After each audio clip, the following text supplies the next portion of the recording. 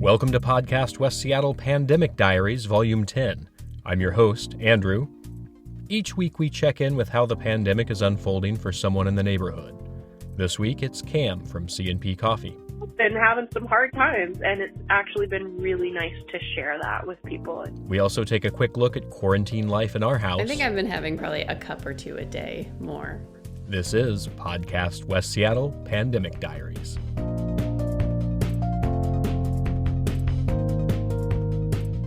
As of this recording, 70 days have passed since we went into quarantine. A couple of different trends have emerged this week. One of them is our full acceptance and appreciation for how much coffee we drink during these unusual times. Early on, experts thought the mass closing of coffee shops would greatly reduce the amount of coffee consumed. An April 16th article from CNBC entitled, "Coffee Prices Rally as Coronavirus Lockdown Sees Drinkers Caffeinate at Home," shows how demand has shifted. We're certainly brewing more at home. Do you think you've been drinking more coffee since we've been quarantined? Yes, I have. I think I've been having probably a cup or two a day more. What's in there? What's in this cup? Coffee. Oh. Coffee's got all that foamy milk on top. Oh, that's so silly. Have you been drinking more milk in quarantine, Alice? Yeah. Yeah, more juice. Yeah. Yeah, More ice cream? Yeah. definitely more ice cream. But I've also started going to coffee shops slightly more in the past couple of weeks. And that leads to the second trend, opening up again. We are still trying to stick to a fairly regimented quarantine existence, but there's no doubt that people are going out and about more. Here in King County, we're still in phase 1 of the reopen plan, but restaurants and other businesses figure out how to open back up on a takeout model almost every day. I decided to reach out to someone at the intersection of coffee consumption and the reopening of our neighborhood. I'm Cam from C&P Coffee in West Seattle. I own it with my husband, Peter, and we just opened back up 2 weeks ago after about a month and a half of being closed. C&P Coffee's a longtime friend of the program, having appeared on Podcast West Seattle numerous times. More on that later. First, let's get down to business with the good news from Cam. We're serving out the back window, and the access to that, you can come up the front steps and go around the side, or you can come in through the back alley, which is between Finley and Juneau Streets. Everything is to go. And our hours are a little bit limited. We're 8 to 4 right now, and that will change. It's mostly just Pete and I right now, and so we really want to make sure that we can be in there for the long haul. So I'll be posting to various formats when we expand our hours a little bit. And we do still have beer and wine and mimosas in a can, which are really good. I have been encouraging people to use the front and backyard, and people have been really respectful about each other and the space and spacing themselves out and wearing a mask.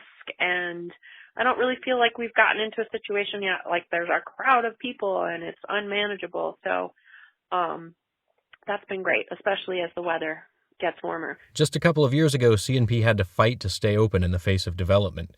You can hear about that on the Notorious Alki Swimmers episode of Podcast West Seattle. And you can hear Cam tell how C&P triumphed by listening to the West Seattle Pizza Tournament episode.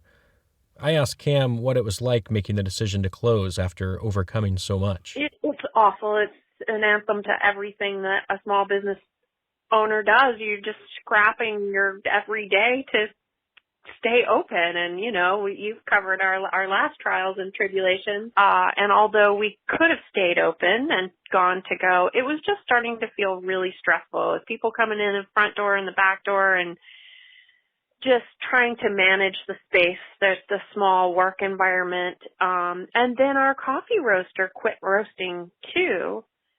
And the thought of trying to source new coffee, and it just all kind of felt too much. And so it was excruciating, and worrying about our employees and their well-being and money and everything that every small business owner is trying to get their head around right now. Over the last month and a half, I've been really questioning if that was the right move to make. And now that we've been open, I'm so glad that we took this time to sort of retool how we do things and really think about how it can be sustainable in the future. And it feels a lot different work environment since we've been open than before we closed. I feel the stress level is way down, and I feel like I can really provide a safe, welcoming, comfortable place for people, just knowing that we're doing the absolute best that we can. And that would have been really hard to pull off while we were still open. We needed a minute.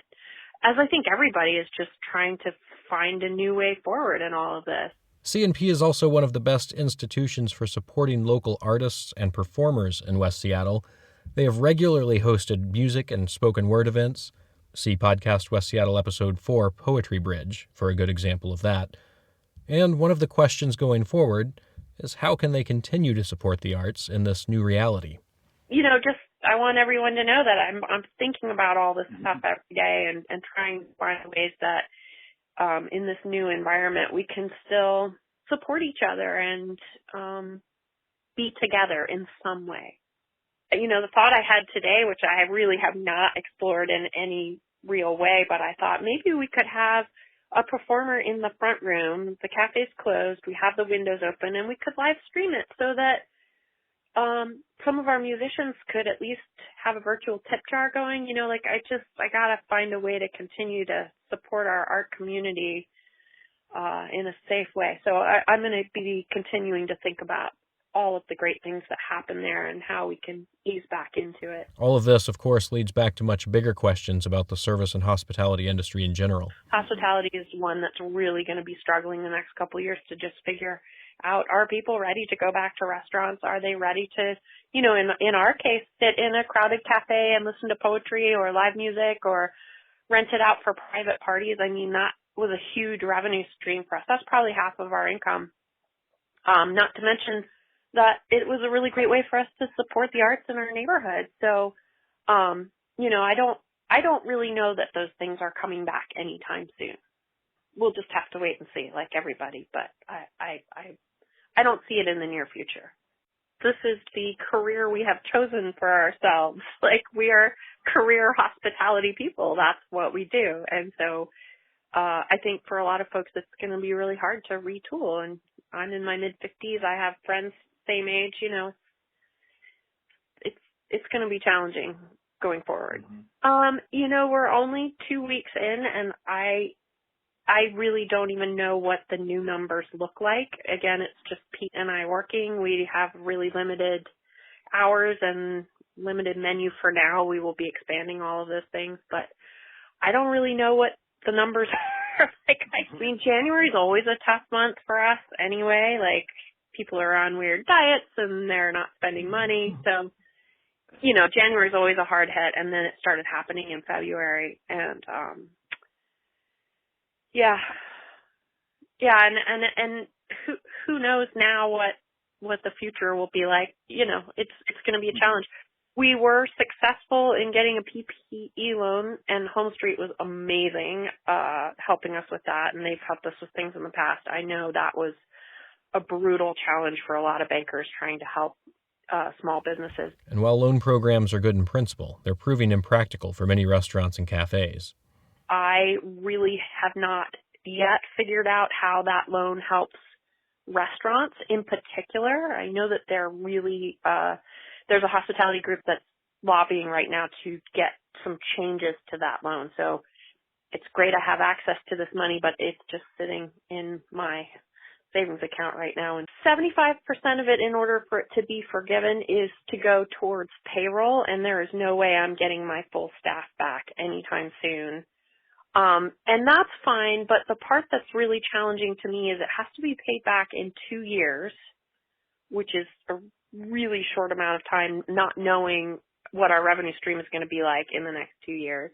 Also, payments start relatively soon, too. So those are two big obstacles, not knowing what our future revenue is going to be like. That taking on more debt is really challenging to think about if that's something that's useful to us or not.